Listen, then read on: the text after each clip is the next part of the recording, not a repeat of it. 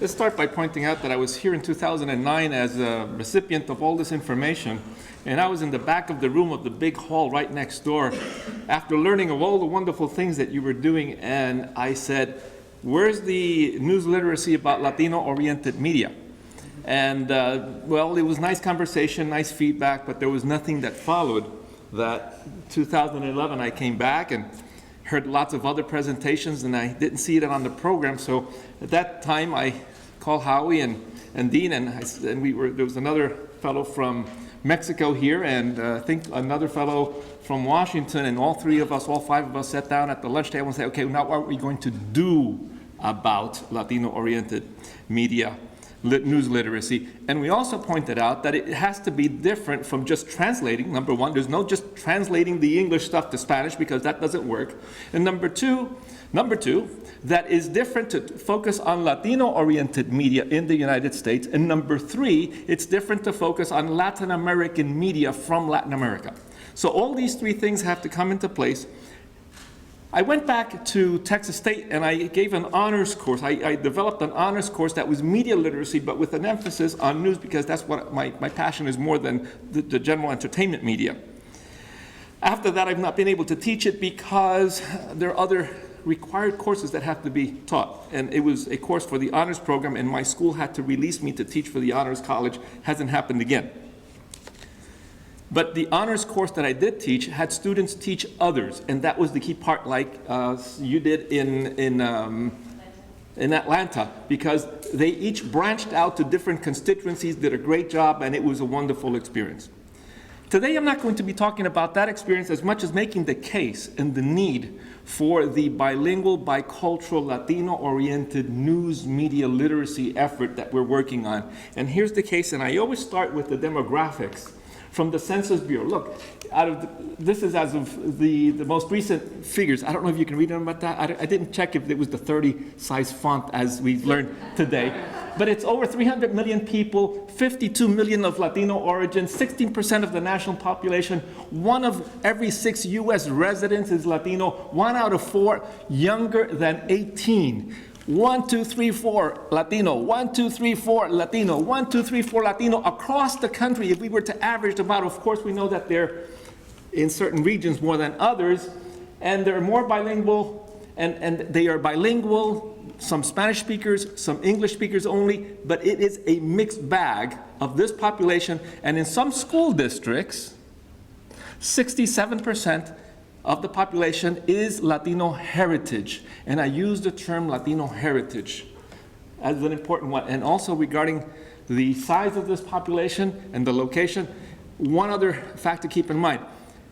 It is the second largest Hispanic heritage population in the world. Lives in the United States. Hispanic heritage, not Spanish speaking. Only Mexico has more people of Hispanic heritage, excluding Brazil. If we include Brazil, then it's the third.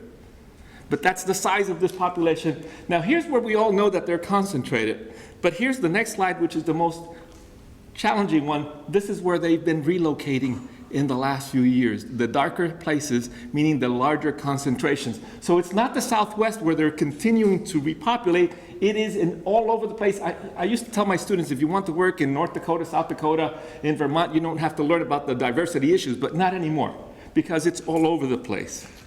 So, and what's the purchasing power of this population? Has anybody heard the figure? Anybody want to raise their hand? Say, I know what what's that number? $1.3 trillion per year and growing. You knew that? Wonderful. It's right here on the handout. There it is, of course. I shouldn't even have asked. There it was. So, and these populations have a porous identity, because here's one thing that we hear: assimilation, assimilation, assimilation. Latinos acculturate as we acculturate anywhere we go to a new environment.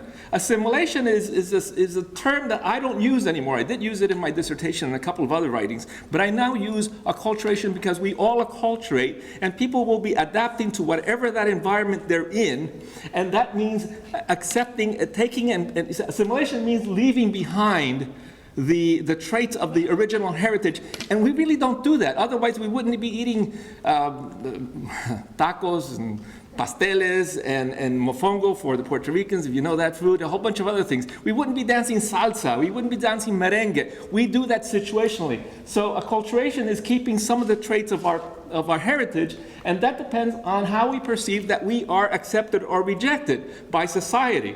So the more we perceive that we are accepted as Latino, whatever it is, we will then take on the characteristics of that population, we will keep the characteristics of the population. The more we perceive that there is a rejection, then we will move away from that and maybe acculturate a little bit more. If you're Michael Jackson type, you will change the color of your skin and your nose, but if not, you just have to go with the color of your skin, but you will change some of the issues. So all of this depends on the environment in which people live. Well, part of the environment is the media that we are part of. And I'm going to leave this, I'm going to go quickly beyond this. But the greater the perception of being accepted, the greater the more the representation of the identity. And part of the acceptance or rejection comes from the media images. Now, here we go. For ABC, CBS, and CNN, in all the studies that have been conducted over the last few years, Latino news represent less than 1%, where a population has grown from 3% to 10% to 16%. In the network news, Latinos continue to be less than 1% of the less than 1% of the news. And the main topics are about crime and immigration. So we are not present in those news. And then in the entertainment media, I'm going to leave it to you to fill in the blanks of the news in the entertainment products in which you've seen Latinos. So what do Latinos do?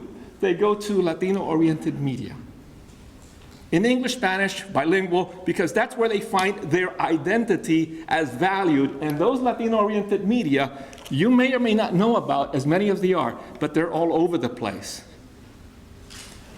It's not just Univision and Telemundo, it's Azteca America from Mexico. It's Fusion, which is ABC and Univision combined, coming up very soon. It's the newspapers from Impremedia, which is owned by an Argentinian company with some national, local, and regional newspapers. No national, citywide and city dailies and weeklies. We've got the network news. Yes, News Taco is one of those sites, and it's a pretty good one for social issues and politics. Voxy, Fox News Latino, NBC Latino, and they're growing all over the place. There's very few local options, and on radio, because of the conglomerate process, there's very little news. Altogether, we still have the question of where is the news literacy that focus on this? What is the media that is out there that's speaking to these populations? How are we assessing how those media influence these people? These populations that are US citizens interacting with Latinos and non-Latinos of all types, how are those media news stories affecting their sense of identity, their participation in democracy, in business, and everything else? And there's gaps in the research about these. There's gaps all over the place. There's hardly any research that has focused on this. Well, a little bit here and there, but that's the need to focus on and to create a news literacy program that is not just translation, but again, going back to the specific. And then here's another part that I'm not even paying attention to what I have on the slides now, because I know this speech so well, that we have to focus on the border media across that South. I'm not going to go back to the slide, but in the border cities across the country, most of the news for those Spanish-speaking folks comes from Mexico, especially on radio, because in Mexico there are radio news. So if we're not going to focus on news literacy there, there is also television that comes from Mexico that affects the populations in the United States.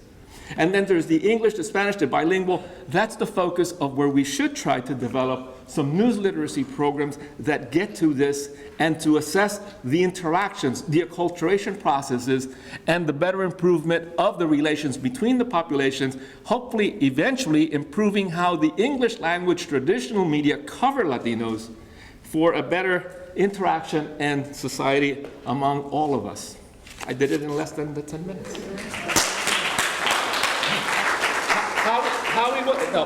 Dean was concerned that I had too many slides to finish, and I said, I know this. So folks, we'll get back to the questions later. Thank you again.